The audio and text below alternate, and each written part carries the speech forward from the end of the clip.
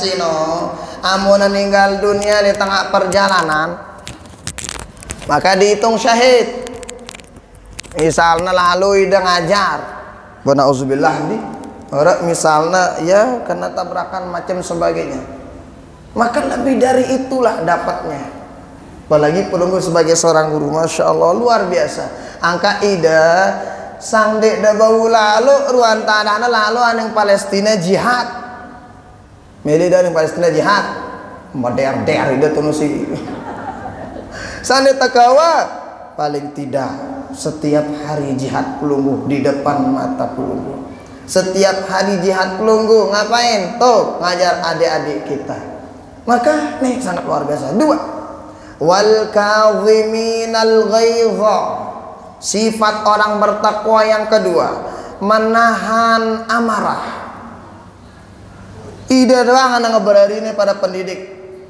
Tok dasar sama bea ini dunia na bejora. Sekedi-kedi meren rontok anak dengan luntur. Tahan dulu amun tak jadi pendidik. Nah kan kadang-kadang macem lah kita gawe bebea ini ngana bejora na tutup balong paham ende maren tanya meselun tuh maka julu wal kadhiminal ghaidha, tahan amarah. Apalagi dalam keadaan puasa beda, beto nungku udah lapar, bendek daman ngelak jangan, beta jangan, beto nu bejorak babea ini, beto nu lemen demura, ya karena ini ngontele-tele. Tapi ingat, wal kadhiminal ghaidha. Apa itu? Hendaknya tahan amarah kita. Nah, tahankah? Apalagi ini bulan suci Ramadan. Di antara nama bulan suci Ramadan itu tuh Syahrus Sabar. Bulan di mana kita memupukkan kesabaran dalam diri kita. Kesabar-sabaran kunta. Nah, jadi ketika pelunggu mendidik itu didik dengan didikan yang sangat luar biasa. Baginda Rasul mendidik bijajari beliau, mendidik para sahabat, nggak pernah dengan kekerasan. Lembut didikan beliau. Sholat beliau misalnya cara didik tuh ketika beliau sholat, masya Allah tabarakallah, tekin nasi papunan di atas naik di pundak beliau tuh Sayyidina Hasan sama Sayyidina Husain bejora lama sujudnya baginda Nabi. Dilihat sama sahabat, arak sekali sahabat ketika sholat jamaah, mana sujud lama sujudnya. Arak sahabat mana semendak masih sujud kena sujud di malik. Kita baginda Nabi masih sujud di malik. Nah beliau itu nggak mau turun, nggak mau naik dari sujudnya. Kenapa? Jangan sampai ini papuna sini gan lain idapna. Lagu ndek nolak gadak ndek gula. Beliau baginda Rasul ketika sholat yang semulanya panjang bacaannya ternyata diperpendek sama beliau. Kenapa? Ngelihat ada anak-anak yang lagi nangis bersama ibunya ketika dalam sholat itu dipendekkan sholatnya oleh baginda Rasul Sallallahu Alaihi Wasallam. Kenapa? Karena cara didik. Terutama pelunggu sebagai seorang pendidik itu, masya Allah tabarakallah. Jarina dende lupa ngumbe pelana muridnya. Jangan lupa doain. Kita nggak tahu amun masih sekolah itu pada doang ruana. Tapi besok ketika jadi orang kita nggak tahu yang mana Allah titip menjadi orang. Makanya amun Remon dana bagus. Ngombe angkunda sing nyalu teleme ngono-ngono ya. Mudahan menjadi ulama aja mah. Ngono kada Remon. Apa kada Remon? Ulit kono nek butuh ente, ngono kada kene kan. Jangan gitu. Jadi kalau pengen Remonnya yang cakep-cakep lah. Kenapa? Karena sebagai seorang penuntut ilmu itu satu di antara perkara yang sangat kami butuhkan itu apa? Ridho seorang guru. Walau bagaimanapun marah pelunggu. Marah lalu ana bagus sindo ayam. Jomet dia. Apa santunan Takek teh ya. Takek ya ke jamak jawawah deh. Nah, sehingga lalu mudahan jadi dengan soleh. Ngantar sambil tagadak. Ini jenis pak ngono dengan. Tedong, jangan. Takut tanah dengan bareng. Jadinya begitu luar biasa. Didikan itu ternyata disuruh apa bagian apa Allah Subhanahu wa taala, wal kadhiminal ghaidha. Apa itu? Tahan amarah. Jangan cepat-cepat marah.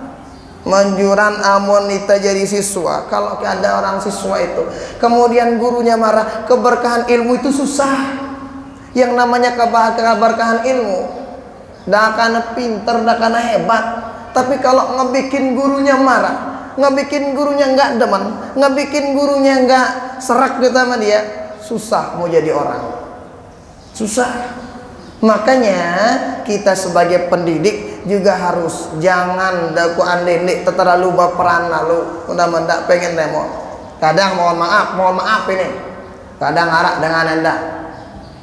Woi di rumah isali ngomeyang si wayah mama anang sekolah milu anak buah mau nange nggak nganu permasalahannya di rumah lah. Kalau di sekolah ya udah sama anak-anak lah, tapi insya Allah kalau pelunggu udah keren lah. Saya yakin pelunggu yang didik anak-anak ini luar biasa. Mau aku nekut tahu mau rakat sekolah lagu mau nih aja nah hebat anak-anak ini sih dah. Nah jadi didikan yang seperti itu didikan yang masya Allah tabarakallah. Nah Waalaikumsalam. Berikutnya wal afina 'anin nas. Sifat yang ketiga itu sifat orang bertakwa dalam Al-Quran itu apa itu? Hendaknya gampang saling memaafkan. Belunggu ibu-ibu tiang, ibu-ibu guru, ketika misalnya anak buah salah, ketika dia mau maaf langsung maafan. Soalnya nih ada orang juga, ada orang modelnya ini apa modelnya? Pokok sampai mati di kuma apa mana? Kenapa? Semua kita punya dosa salah. Semua kita punya dosa salah. Jadi nenek girang minak ngono, pokoknya mati apa pokok apa ngana? Enggak. Gimana kalau seandainya pelunggu yang dikituin sama orang? Ngombe idap angan dah. Dia namai. Makanya sifatnya itu masya Allah tabarakallah. Lihat baginda Rasul sallallahu alaihi wasallam. Beliau sangat-sangat pemaaf. Ada orang yang pengen ngebunuh beliau, itu nggak bisa dibunuh. Ya dakwaan tok parang ini baginda Nabi ndik langsung lecok dengan sino ndik. Kita sering tahu baginda Rasul waktu itu ternyata masya Allah tabarakallah setiap hari itu kan beliau ke masjid. Ketika ke masjid ternyata setiap hari kan ada orang yang naruhin duri lah di jalanan. Nah itu orang Yahudi. Kita ini masyhur nih ceritanya. Ternyata waktu itu sakit dengan sini Yahudi sini.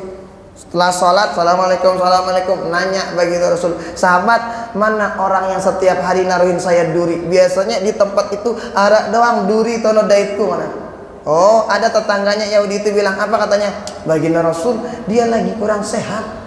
Ya sakit dengan sinon. Oh, gitu. Nggih. Ayo kita jenguk. Baginda Rasul ke sana jenguk orang itu. Assalamualaikum. Salam baginda Rasul. Dijawab Waalaikumsalam. Setelah itu masya Allah tabarakallah. Baginda Rasul ke sana ngapain? Ngejenguknya. Ke sana ngapain? Ngedoainnya. Ke sana ngapain? Memaafkannya. Itu akhlak baginda Rasul, saling memaafkan.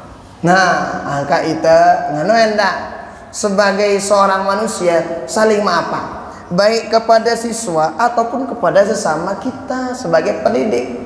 Buka pintu maaf sedalam-dalamnya, selebar-lebarnya dibuka agar tetu saling maafkan. Nah, ada kadang dengan dek, laun ku maafkan ngana piran, laun tanggal sisa awal ngana. Bulan lebaran nama apang dengan maafinya dari sekarang, jangan tunggu nanti. Kita tahu sang bajuru dengan jiun maafin.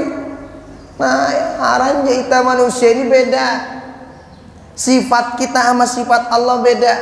Kalau Allah subhanahu wa ta'ala ada hambanya ngerjain dosa salah 99, Kebaikan hambanya satu yang dilihat sama Allah. Apa yang dilihat? Kebaikannya. Munita beda. Arak dengan bagus. Wah, udah 1000 kebaikannya. Seke tona pelih me penggitan. Pelih na doang penggitan. Itu model kita manusia. Nah, makanya bagus-bagus kita ingat kalau orang lagi ngerjain dosa salah dikit, nggak karuan dikit lah gitu. Itu kan kata para ulama tuh, yang perlu kita ingat itu satu, ingat kebaikan orang sama kita. Amun ingat kebaikan dengan kita, urung kita gadak. Ya dong, ingat. Misalnya pelih batur lah, gue ingat, wah luwean bagus nih aku daripada lagi enak, wah maafang tuh ya langsung. Kedua, ingat apa yang kita ingat? Dosa salah kita sama Allah Subhanahu wa taala. Selalu diingat supaya kita tetap evaluasi diri, introspeksi diri. Yang kita lupa ada dua. Lupain amal soleh yang udah kita lakuin. Misalnya ngajar, pelunggu bilang jelu. Setiap kali ngajar pulang jangan diingat tuh. Supaya apa? Supaya ikhlas. Ikhlas itu tandanya ada 3 kata para ulama dalam kitab Al-Adhkar karangan Imam An-Nawawi. Satu di antara tanda ikhlas itu apa? Nisyanul amal fil amal. Ketika udah ngerjain amal soleh, jangan diingat-ingat. Lupa wah. Dah ingat-ingat Malik. Karena ada dengan bersedekah ada jalur ini. Ada lagi orang minta sedekah, wahai terubin. Nah nongkat. Mau nara gepeng, ampuh wah. Oh, mohon maaf ya, kayak orang yang lagi BAB itu. Mohon doa nang ai arai dah bakatuan, ye, bean yang taingku baru arai dah meno. Nara. Kalau udah ngerjain pegoyan bagus, kayak gitulah. Cuekin aja, jangan dikepoin lagi amal soleh. Itu tanda orang ikhlas yang pertama. Nah, kemudian berikutnya istiwaul madhi wa dhammi 'anil 'amma. Yang namanya orang ikhlas sama dia lihat orang yang demen sama dia ataupun yang enggak demen sama dia. Dengan si demen sadikna, dengan si demen leuy beangan dah itu dengan ikhlas. Wah, kadang deh murid si paling demenangna doang sadikna. Sini tuh demenang jadi nu ngabeangnya. Bulu-bulu ikhlas itu. Nah, jadi tanda ikhlas itu sama semuanya. Si demenangna beng, yang nggak didemenin dikasih. Berikutnya ketiga, iqtida'u thawabil akhirah. Tanda orang ikhlas itu ngapain? Yang diharapkan adalah ganjaran bagaimana Allah meninggikan derajatnya nanti di akhirat. Ini tanda orang ikhlas. Nah, jadi yang kita ingat itu yaitu ingat kebaikan orang. Yang kita lupain apa? Amal soleh yang udah kita lakuin, lupain, jangan diingat-ingat lagi. Berikutnya, yang perlu kita lupa itu apa? Lupain kejelekan orang sama kita. Kalau kita pengen tetap cinta, tetap demen, tetap kangen dengan, ingat sih bagus-bagus. Tapi kadang setan menyusup di sini. Seperti yang tadi, si lengino doang baju tempau daripada si bagus. Setan ngepe anu sino. Setan ngepe yang apa rana, ngepe yang propaganda kalau begitu. Terutama ida ibu-ibu, sejadi ibu-ibu wah jadi sebedang semama. Mun remon ibu-ibu indara tadah. Selapu si cengai-cengai tempau. Ita kan anta si mama. Si bagus dihilang. Jangan begitu. Padahal bagus nulwe sama makna lagu sileh doang tempo. Jangan. Aran je siaran ibu-ibu ini ngomong dulu baru mikir. Udah nganina no. Ngudi cacat ngudi. Salah aku di. Ngudi nah no. Mun waya mama aja nah mikir dulu baru ngomong. Makanya syukur kata talakin kami si mama tau nah. Munina tahun aja la haula wala quwata illa billah, bilang detik arak dengan tercerai si ida. Oh lagu alhamdulillah tempatnya pada kami yang laki-laki. Nah ini nih kurang lebih ciri-ciri orang-orang yang bertakwa kata Allah Subhanahu wa taala. Ternyata kalau kita teliti nih menurut ayat ini nih, menurut tafsirannya Imam An-Nasafi dalam tafsir Al-Quran Al-Jalil itu ternyata ada pada pelunggu semuanya. Mulai dari sedekah, Kan itu kan sedekah itu kan baik dalam keadaan susah, dalam keadaan apapun. Pelunggu saya yakin pelunggu tetap sekolah. Dua, ketika ada murid-murid pelunggu yang agak bengel sekali, alhamdulillah pelunggu tahan amarah pelunggu. Yang ketiga, ketika ada si nakal kan, tapi ingat yang namanya anak-anak itu sebetulnya nggak ada yang nakal, hanya saja belum menemukan guru yang tepat untuknya. Amuna tepat guruna dinagin talaga anak saya. Nah, dan ingat dendek dah girangan deh, dendek girang telame dah girangan tentu ya telalo anak buah no. Jangan. Nah, doain seperti yang tadi. Nah, ketika kemudian yang ketiga itu apa itu? Ketika ada yang kurang lebih dari anak didik kita, maafin dengan pintu maaf yang terbuka lebar. Nah, tiga-tiga ini Masya Allah ada dalam diri pelunggu sebagai tukang didik, sebagai pendidik untuk anak-anak usia dini. Nah, mudah-mudahan ada berkahnya untuk kita semua. Jazakumullah khairan. Ada pertanyaan atau gimana?